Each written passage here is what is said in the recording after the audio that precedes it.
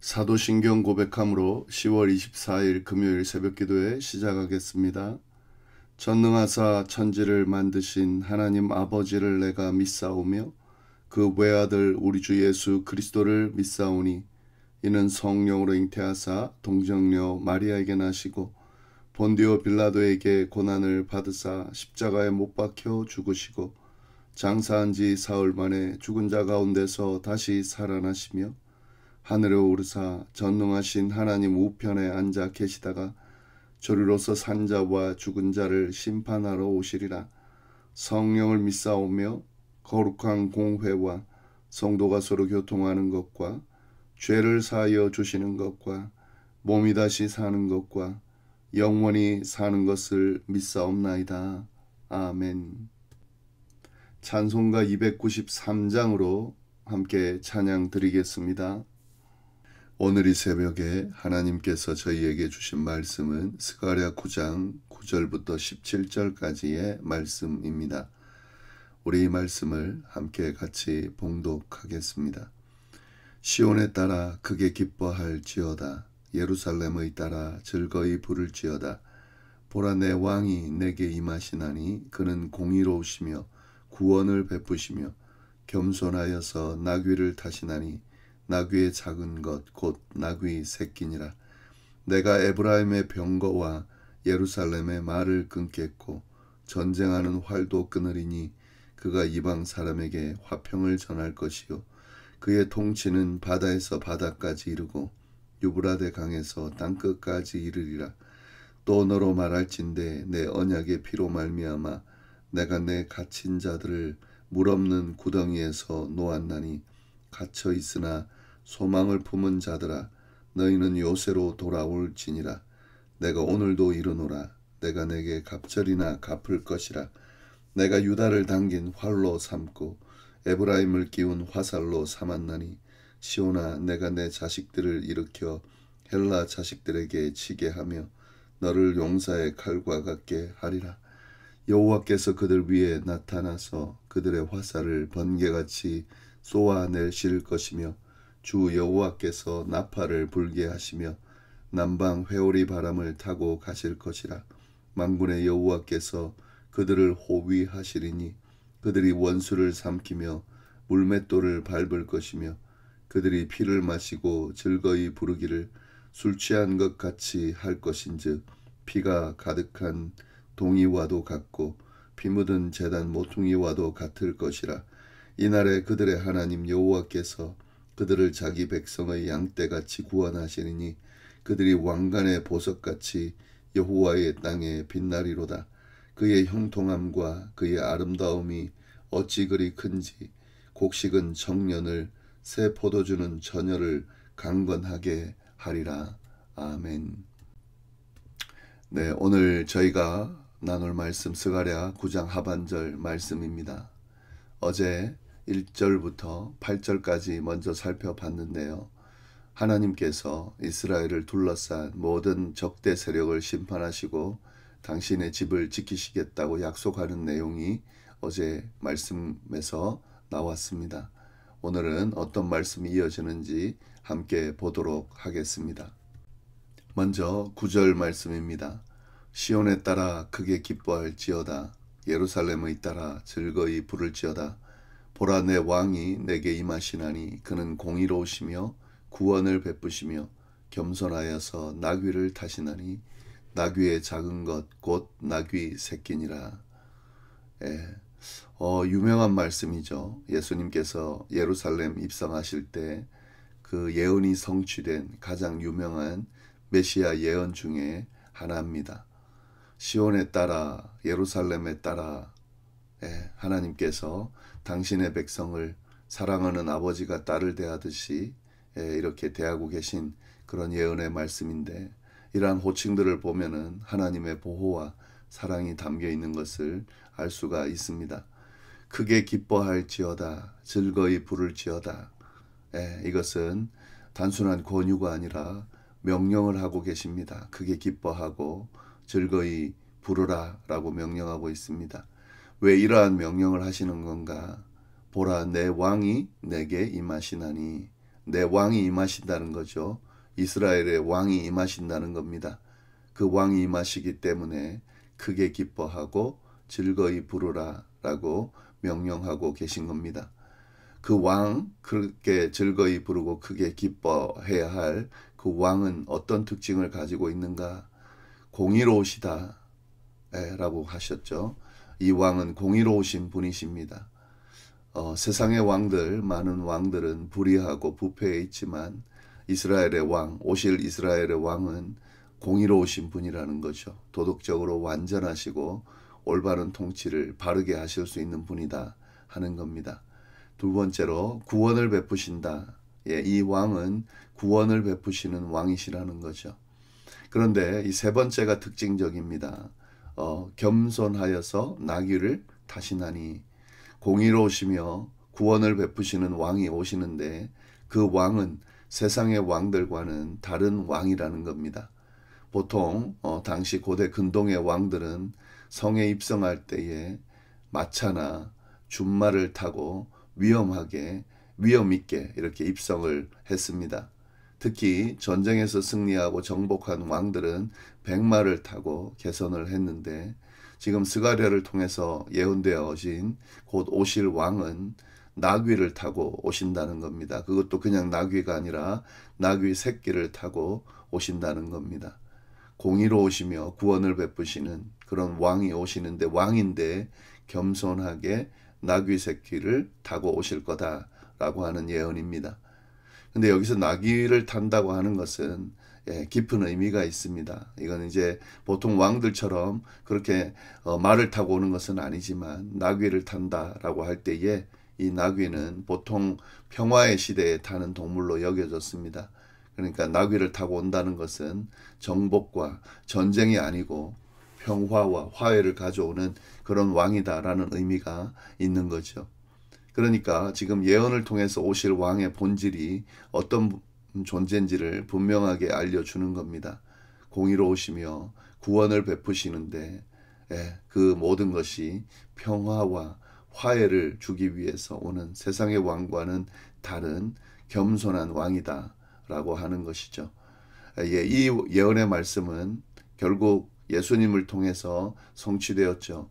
예수님께서 종려 주일에 예루살렘에 이제 십자가를 지시기 위해서 십자가 사역을 감당하기 위해서 예루살렘에 입성하실 때 그때 나귀 새끼를 타고 입성을 하셨습니다. 이 스가랴를 통해 예언된 이 예언의 말씀이 성취된 거죠.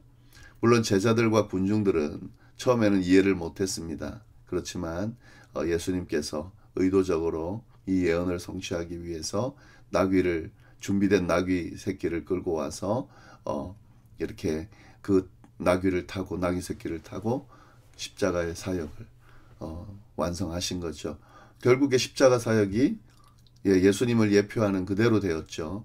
공의로우시며 구원을 베푸시는 왕으로 입성하셨고 결국에는 성육신 하셔서 십자가를 지는 겸손한 모습으로 그리고 평화를 주는 하나님과 인간 사이에 또 인간들 사이에 이 세상 가운데 평화를 주시는 그런 메시아로서의 예언된 구원자로서의 그런 모습으로 그게 그 모든 것들이 성취되었다 하는 겁니다. 10절 말씀 내가 에브라임의 병거와 예루살렘의 말을 끊겠고 전쟁하는 활도 끊으리니 그가 이방 사람에게 화평을 전할 것이요 그의 통치는 바다에서 바다까지 이르고 유브라데 강에서 땅끝까지 이르리라. 그 지금 제가 말씀드린 것에 대한 그 왕에 대한 설명이 쭉 나오죠. 병거를 끊으며 말을 끊으며 전쟁하는 활도 끊는다. 이건 이제 단순히 전쟁 무기를 제거한다 정도가 아니라 전쟁이 종식될 거다. 더 이상 전쟁이 일어나지 않을 거다라고 하는 말씀인 거죠. 여기서 에브라임의 병거, 에브라임은 북이스라엘을 의미하고요. 여기서 예루살렘은 남유다를 의미합니다. 그러니까 북이스라엘과 남유다, 이 분열왕국 두 개를 언급하니까 결국 전체를 의미하는 거죠. 이스라엘 전체를 의미하는 겁니다. 이 이스라엘 전체가 하나님의 백성 전체가 더 이상 전쟁 무기를 필요로 하지 않을 것이다 라는 거죠. 왜냐하면 평강의 왕이 오셔서 완전한 평화를 주실 것이기 때문에 그렇습니다. 근데 여기서 보시면은 그가 이방 사람에게 화평을 전할 것이다. 분명히 돼 있죠. 이 평화는 이스라엘에만 국한되는 것이 아니라 이방 사람, 곧 모든 민족에게 평화가 선포될 것임을 분명히 알려주고 있습니다. 예수 그리스도의 오심은 이스라엘 사람만 구원하는 것이 아니라 인류를 구원하는 그 메시아적인 오심이었다 하는 것을 생각하면 이 예언의 말씀이 무엇인지를 우리가 분명히 알 수 있습니다. 그의 통치는 바다에서 바다까지 이르고 유프라테스 강에서 땅끝까지 이른다. 이 지리적으로 바다에서 바다는 끝과 끝을 말하는 거죠. 그리고 유프라테스 강 땅에서 끝까지는 이게 알려진 세계 전체를 말하는 건데 결국엔 세상 전체를 말하고 있는 겁니다. 이 세상 전체의 구원이 이루어진다라고 하는 거죠. 그리고 모든 민족에게 민족이 구원을 받게 된다라고 하는 겁니다. 11절 말씀 또 너로 말할진대 내 언약의 피로 말미암아 내가 내 갇힌 자들을 물 없는 구덩이에서 놓았다. 네, 이 마찬가지입니다. 그 오실 왕이 구원을 어떻게 이루시는지를 설명하고 있는 겁니다. 내 언약의 피로 말미암아 여기서 이것은 이스라엘 백성들과 시내산에서 맺었던 그 언약을 말하는 거죠. 모세를 통해서 백성과 언약을 맺었던 그 하나님의 약속을 이야기하는 거죠. 그때 맺었던 언약이 뭐냐면 여호와께서 이 모든 말씀에 대하여 너희와 세우신 언약의 피다. 모세가 선포했죠. 출애굽기 24장 8절에 나오는데 그 언약을 오실 왕을 통해서 다시 회복시킬 거다라고 하는 말씀, 이룰 거다라고 하는 말씀입니다. 예수 그리스도의 보혈로 세워질 새 언약을 예표하는 내용이죠. 12절 말씀입니다. 갇혀 있으나 소망을 품은 자들아 너희는 요새로 돌아올지니 내가 오늘도 이르노라 내가 내게 갑절이나 갚을 것이라. 여기서 갇혀 있으나 소망을 품은 자들이다. 굉장히 역설이 있죠. 갇혀 있는데 소망이 있다는 거죠. 이것은 이제 하나님의 언약에 근거해서 지금 그 예언의 말씀이 주어지고 있는 겁니다. 너희는 요새로 돌아올지니라. 여기서 요새는 안전한 피난처를 이야기하는 거죠. 하나님의 그 보호하심 아래로 돌아오라 라고 하는 선언이고요. 내가 배나 내게 갚을 거다 라고 갑절이나 갚을 거다. 하나님께서 그 잃어버린 빼앗긴 것을 보상하되 원래대로만이 아니라 갑절로 갚아주신다 라고 하는 겁니다. 이 스가랴의 예언의 말씀을 듣는 포로에서 귀환한 이스라엘 백성들을 향한 말씀이고 또 모든 인류를 향한 예언의 말씀이 이렇게 주어지고 있는 겁니다. 13절 말씀 내가 유다를 당긴 활로 삼고 에브라임을 끼운 화살로 삼았으니 시온아 내가 내 자식들을 일으켜 헬라 자식들을 치게 하며 너를 용사의 칼과 같게 하리라. 지금 여기서 보시면은 유다를 당긴 활로 삼고 에브라임을 끼운 화살로 삼았다. 10절에서는 병거와 말과 활이 끊어진다고 했잖아요. 전쟁이 더 이상 없다고 그랬습니다. 그런데 이 지금 유다와 에브라임 그러니까 그 남유다 북이스라엘 이스라엘 백성들 전체를 무기로 사용한다라고 하는 말씀인데요. 어떤 면에서는 모순돼 보이는데 모순이 아닙니다. 그러니까 이거는 이제 백성들 인간들끼리 싸우는 전쟁은 끝이 났지만 하나님께서 그들을 도구로 사용하셔서 이 하나님의 원수들 영적인 존재들 사단들 그런 존재들을 칠 것이다 라고 하는 그런 말씀입니다. 그러니까 그런 확대된 말씀으로 생각하시면 됩니다. 그리고 헬라의 자식들을 치게 한다 라고 하는 건데 이것도 실질적으로는요 그 이스라엘 역사 가운데 마카비 전쟁이라고 이 셀류코스 왕조 헬라 제국의 후계 중에 하나인데 이들과 싸움을 예고하는 예언의 말씀이기도 한데 이거 더 넓게 지금 예수 그리스도를 예표한다라고 했다면 이 하나님의 백성들이 맡게 될 영적인 전쟁 그 영적인 전쟁에 대한 예언을 이야기하고 있는 겁니다.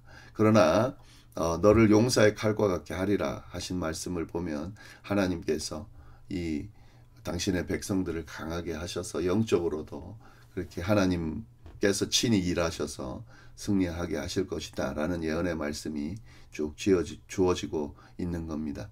14절 말씀, 여호와께서 그들 위에 나타나사 그들의 화살을 번개같이 쏘아내실 것이며 주 여호와께서 나팔을 불게 하시며 남방 회오리 바람을 타고 가실 것이다. 예, 여호와께서 그 위에 나타나셨다. 여호와께서 직접 그 전투에 개입하심을 이야기하는 겁니다. 화살을 번개같이 나팔을 불리시고 남방 회오리 바람을 타고, 이건 모두 하나님의 임재를 나타내는 거죠. 자연을 통해서 임재하시는 것을 묘사하고 있습니다. 이것은 직접 나타나셔서 당신의 백성들을 위해 친히 싸우실 것임을 분명히 이야기해주고 있는 겁니다. 15절 말씀, 만군의 여호와께서 그들을 호위하시리니 그들이 원수를 삼키며 물맷돌을 밟을 것이며 그들이 피를 마시고 즐거이 부르기를 술 취한 것 같이 할 것인즉 피가 가득한 동이와도 같고 피 묻은 제단 모퉁이와도 같을 것이다. 예, 만군의 여호와께서 친히 호위하신다. 하나님께서 보호하신다 하는 거죠. 여기 보시면은 그들이 원수를 삼키고 물맷돌을 밟는다. 이건 완전한 승리를 묘사할 때에 당시에 사용했던 표현입니다. 예, 완전히 승리하게 할 거다라고 하는 거죠. 피가 가득하여 제사의 대접과 제단 모퉁이 같게 될 것이다 라고 하는 거지. 완전히 승리한 후에 함께 하나님께 제사를 드릴 것을 이야기를 하는 겁니다. 예. 완전한 그 승리, 완전한 구원, 그에 대한 감사를 드릴 것이다 라고 하는 것을 지금 예언하는 겁니다. 이날에 그들의 하나님 여호와께서 그들을 자기 백성의 양떼같이 구원하시리니 그들이 왕관의 보석같이 여호와의 땅에 빛나리로다. 예, 이 전쟁을 주도하고 승리하게 하신 하나님으로 인해서 승리가 이루어질 건데, 여기서 갑자기 전쟁 분위기에서 바뀌죠. 양떼같이 구원한다. 선한 목자이신 하나님께서 이 당신의 백성들을 양떼같이 구원하고 인도하실 것임을 분명하게 이야기하고 있습니다. 왕관의 보석같이 그 땅에 빛난다. 그러니까 하나님의 백성들을 이 양떼처럼 구원하셔서 결국 왕관의 보석같이 아름답고 귀하게 빛나게 할 것이다 라고 하는 예언의 말씀을, 구원의 말씀을 하고 계신 겁니다. 17절, 그의 형통함과 그의 아름다움이 어찌 그리 큰지 곡식은 청년을, 새 포도주는 처녀를 강건하게 하리라. 예, 결국에는 완전한 평화가 주어질 것을 이야기하시는 거죠. 처음에 전쟁과 심판의 메시지로, 그 예루살렘을 둘러싸고 있는 적들에 대한 전쟁과 심판의 메시지로 그렇게 시작을 한 이 9장의 말씀이 결국 마지막에는 평화와 번영으로 쭉 끝나게 됩니다. 여기서 청년은 곡식으로 처녀는 새 포도주로 강건한다 라고 하는 거죠. 굉장히 풍요로운 모습을 지금 묘사를 하는 겁니다. 예, 새 포도주로 강건하다, 곡식으로 새 포도주로 강건하다. 그러니까 이 당시에 풍요를 상징할 때에 이런 농산물, 그 당시의 농산물이죠. 그것을 가지고 묘사를 했는데, 이게 이제 또 여기 보시면 청년과 처녀 그랬죠.